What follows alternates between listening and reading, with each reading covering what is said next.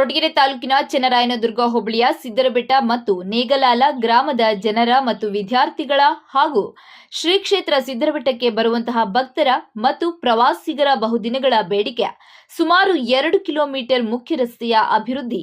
ಕೊರಟಗೆರೆ ಲೋಕೋಪಯೋಗಿ ಇಲಾಖೆಯು ರಸ್ತೆ ಅಭಿವೃದ್ಧಿ ಪಡಿಸಲು ಇದೀಗ ಮುಂದಾಗಿದೆ.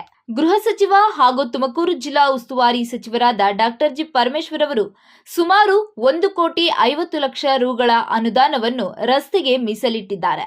ಅವರ ಮಾರ್ಗದರ್ಶನದಂತೆ ಗೃಹ ಸಚಿವರ ವಿಶೇಷ ಕರ್ತವ್ಯಾಧಿಕಾರಿ ಡಾಕ್ಟರ್ ನಾಗಣ್ಣರವರು ಸ್ಥಳೀಯ ಮುಖಂಡರೊಂದಿಗೆ ಶಂಕುಸ್ಥಾಪನೆ ನೆರವೇರಿಸಿದ್ದಾರೆ. ಸಿದ್ದರಬೆಟ್ಟದ ಬಾಳೆಹೊನ್ನೂರು ಖಾಸಾ ಶಾಖಾ ಮಠದ ಪೀಠಾಧ್ಯಕ್ಷರಾದ ಶ್ರೀ ವೀರಭದ್ರ ಶಿವಾಚಾರ್ಯ ಮಹಾಸ್ವಾಮೀಜಿಗಳ ದಿವ್ಯ ಸಾನ್ನಿಧ್ಯದಲ್ಲಿ ಶಂಕುಸ್ಥಾಪನೆಯ ಕಾರ್ಯ ಸುಗಮವಾಗಿ ಸಾಗಿದೆ.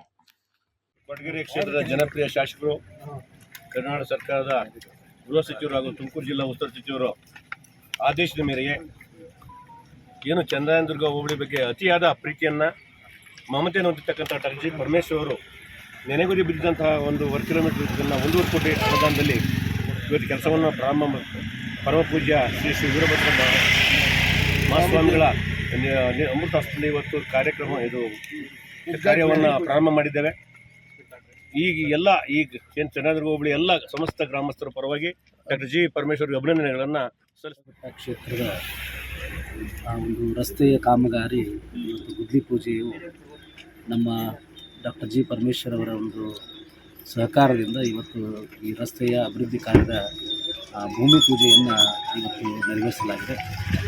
ಡಾಕ್ಟರ್ ಜಿ ಪರಮೇಶ್ವರ್ ಅವರ ಅನುಪಸ್ಥಿತಿಯಲ್ಲಿ ಇವತ್ತು ನಮ್ಮ ಜಿಲ್ಲೆಯ ಜಿಲ್ಲಾ ಉಸ್ತುವಾರಿ ಮಂತ್ರಿಗಳ ಅಧಿಕಾರಿಗಳಾಗಿರ್ತಕ್ಕಂಥ ನಾಗಣ್ಣವರ ಒಂದು ನೇತೃತ್ವದಲ್ಲಿ ಮತ್ತು ಅರಕೆರೆ ಶಂಕರ್ ಮತ್ತು ಉಳಿದಂಥ ಆಗಮಿಸಿರುವಂಥ ನಮ್ಮೆಲ್ಲ ಪಂಚಾಯಿತಿಯ ಎಲ್ಲ ಸದ್ಭಕ್ತರು ಹಿರಿಯರಾಗಿರ್ತಕ್ಕಂಥ ಪುಟ್ಟಸಪ್ಪರ ಒಂದು ಮಾರ್ಗದರ್ಶನದಲ್ಲಿ ಇವತ್ತು ಈಗ ಒಂದು ರಸ್ತೆಯ ಭೂಮಿ ಪೂಜೆ ನೆರವೇರಿದೆ. ಏನು ಈ ದಿವಸದ ಈ ಒಂದು ನೇಗಲಾಲ ಮತ್ತು ಸಿದ್ದರಬೆಟ್ಟದ ಮಧ್ಯೆ 1.5ರಿಂದ 2 ಕಿಲೋಮೀಟರ್ ಅಷ್ಟು ರಸ್ತೆ ಸುಮಾರು ದಿವಸದಿಂದ ಇದು ನೆಲಗುದಿಗೆ ಬಿದ್ದಿತ್ತು. ಸುಮಾರು 2-3 ಬಾರಿ ಇದನ್ನು ಸೇರಿಸಿರೂ ಕೂಡ ಕಾರಣಾಂತರಗಳಿಂದ ಈ ಕೆಲಸ ಆಗಿರಲಿಲ್ಲ.